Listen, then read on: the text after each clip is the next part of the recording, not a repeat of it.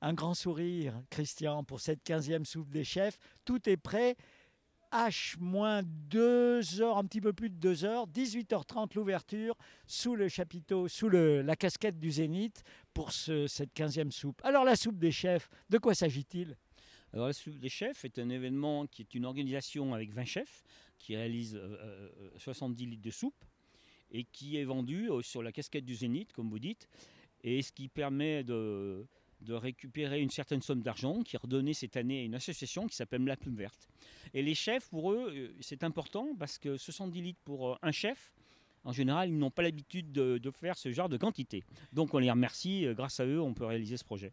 Alors c'est vrai qu'ils se sont mis à la pluche ce matin, mais chaque soupe est différente. Oui. Ils mettent un point d'honneur. Je crois qu'ils se téléphonent un peu entre eux pour vérifier qu'il y a des petits trucs comme ça. Je ne sais pas exactement comme ils font, mais en général, en effet, ils n'ont pas les mêmes soupes. Ils se différencient d'ailleurs par le nom de la soupe, hein, même si des fois elle se rapproche. Mais en tout cas, ça permet aux personnes, au grand public qui vient spécialement acheter la soupe, de faire un choix et de sélectionner les soupes, soit sur le chef, soit sur le nom de la soupe. Voilà, alors les soupes, on peut les précommander sur Hello Asso, mais vous avez fermé Il y a des soupes, il y en a 1500 pour les personnes qui vont venir dans quelques instants. Bien sûr, oui, il reste 1500 soupes à vendre, donc, parce qu'on a gardé un espace pour la partie espèces ou carte bleue. Et on a fermé en effet le site Hello Asso Soupe des Chefs pour qu'on laisse de la place pour ceux qui n'utilisent pas l'informatique.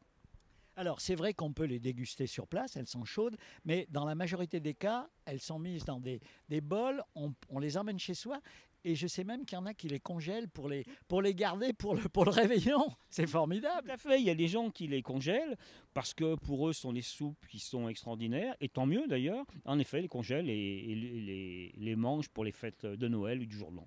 Alors, les Lions, 4 Lions de la région se fédèrent pour se mettre au boulot. Ça fait plusieurs dizaines de personnes.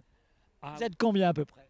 alors, au niveau des bénévoles, enfin du Lions, alors il y a le Lions et des bénévoles qui ne font pas partie du Lions, mais nous sommes en gros 110 personnes sur le site pour gérer la soupe, hein. Donc il y a beaucoup de logistique. Et par exemple, serait-ce que pour les 20 soupes, en gros, il y a une quarantaine, une cinquantaine de personnes qui sont là pour servir la soupe.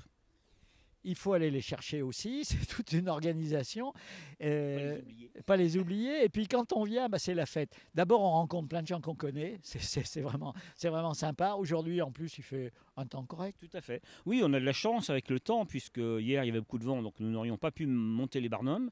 Il n'y a pas de neige, donc le temps est clément, il fait une température pour acheter de la soupe et la manger. Donc c'est un temps idéal, et c'est pour nous, ça sera cette soirée une réussite. Et puis alors, on arrive, il y a la soupe, mais pas que. Il y a des petites douceurs supplémentaires. Oui. La musique d'abord. Tout à fait, de la musique avec Angelo Pagano là, qui met une certaine ambiance. Ensuite, nous avons Wes qui nous offre des chocolats et donc ces chocolats sont distribués aux gens qui passent aux entrées. Pardon.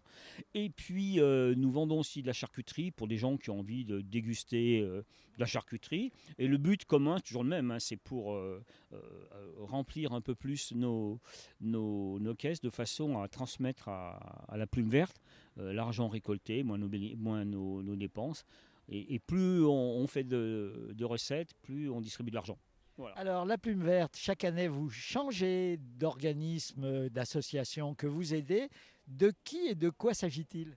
Alors cette année, donc, c'est une association qui est à Crémaux. Et cette année, donc, ce sont des personnes handicapées. Donc c'est un ESAT qui travaille dans le maraîchage. Et donc, ces différentes personnes sont encadrées par les éducateurs et travaillent même dans des fermes, et vendent leurs produits puisqu'ils ont un magasin.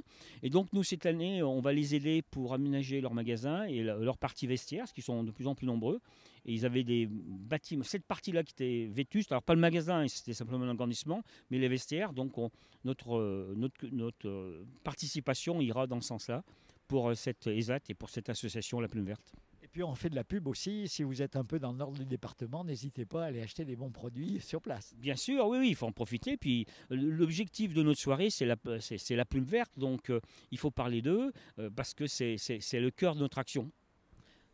Eh ben, écoutez, merci Christian, merci notre fidèle réalisateur. Et puis on va vous suivre avec peut-être un dernier moment. C'est le moment à 18h30 où le compte à rebours, la queue devant le Zénith fait une bonne centaine de mètres, peut-être 200 mètres parfois, et compte à rebours et ça démarre. Oui, alors c'est le moment important et quand on ouvre les grilles, c'est un soulagement en disant c'est parti, ça y est, et on va travailler beaucoup pendant 2 heures parce qu'il y a beaucoup de monde, il faut être de partout, essayer de servir le plus rapidement les personnes pour qu'on puisse les satisfaire et puis qu'ils puissent prendre le temps eux-mêmes déguster leur soupe ou de rester un moment pour écouter de la musique, etc.